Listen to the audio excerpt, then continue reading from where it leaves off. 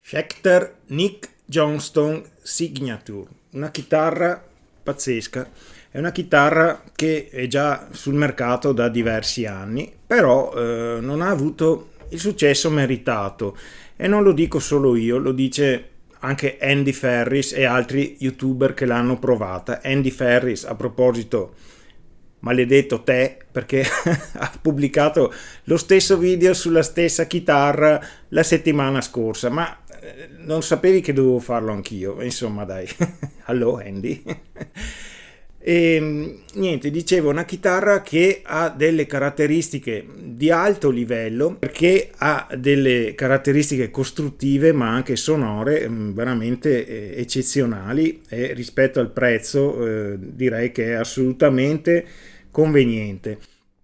Andiamo a vedere un po' tutto questo. Prima vi chiedo, come al solito, se già non siete iscritti al mio canale, di considerare di iscrivervi, perché mi date una grossa mano, il canale cresce e posso continuare a portarvi nuovi contenuti interessanti come questo ed altri.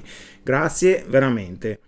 Ok, andiamo a vedere questa chitarra. Di cosa stiamo parlando? Una chitarra che ha, come dicevo, delle caratteristiche favolose. Questo manico, ad esempio, è pazzesco, è in acero tostato, ovviamente. Sicuramente l'hanno oscurato ancora di più, perché così scuri ne ho visti veramente pochi.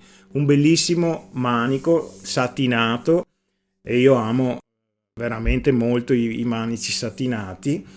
Meccaniche autobloccanti Schecter, e vedete dietro la paletta c'è il logo di Nick Johnston. Nick Johnston è un chitarrista che, se non lo conoscete, vi consiglio caldamente di andarlo a recuperare.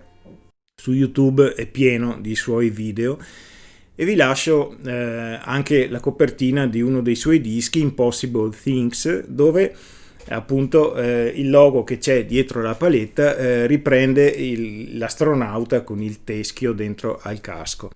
Ok, un disco che vi consiglio comunque perché è molto bello. Parliamo ancora di questa chitarra. Il capotasto è in Graphtec Task. I pick-up sono dei Nick Johnston Signature studiati con Schecter, e sono degli ottimi, veramente ottimi pick-up. Io la chitarra, essendo che me l'ha inviata Gold Music, che ringrazio ogni volta per questa collaborazione, non l'ho smontata, non ho nemmeno cambiato le corde, l'ho lasciata come è uscita dalla scatola. Sicuramente cambiandoci le corde, andando a regolare l'action e tutto il resto, migliorava ancora, per cui se già vi piace così, sappiate che può suonare anche meglio. Il ponte è un ponte Schecter molto buono, anche quello, e difficilmente la chitarra si scorda anche andandoci dentro pesantemente. Un volume e un tono, cosa che io preferisco rispetto alle tre manopole Fender, perché con un tono regoli tutto e sei a posto, insomma. 5 posizioni del switch. Cos'altro c'è? Va bene, il corpo è un classico corpo stile Fender, ovviamente, ma questa chitarra suona assolutamente bene, ma più che altro è una chitarra che fin da subito si crea un feeling. L'ho trovata veramente, mi sono trovato a casa con questa chitarra e si suona veramente bene.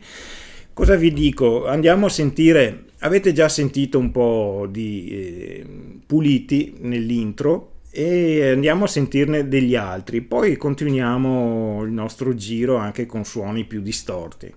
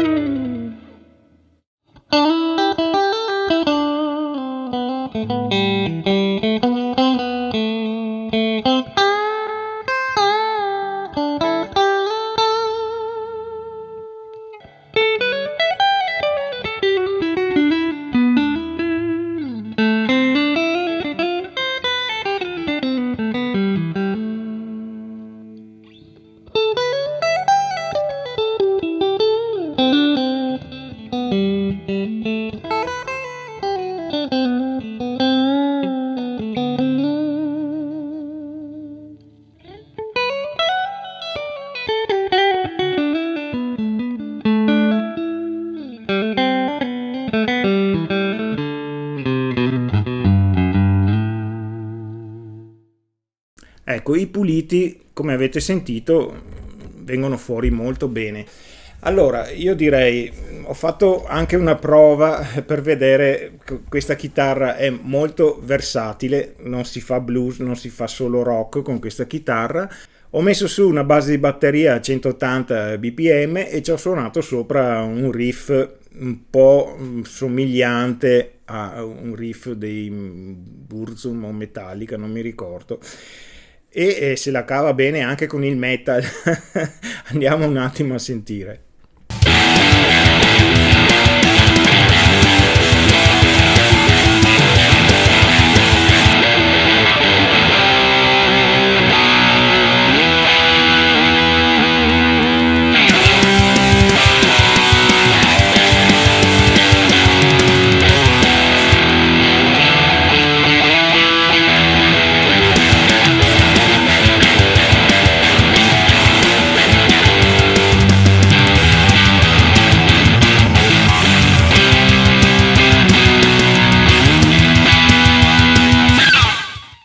Poi ho provato con il crunch anche qui questa chitarra per fare blues è favolosa e suona veramente bene.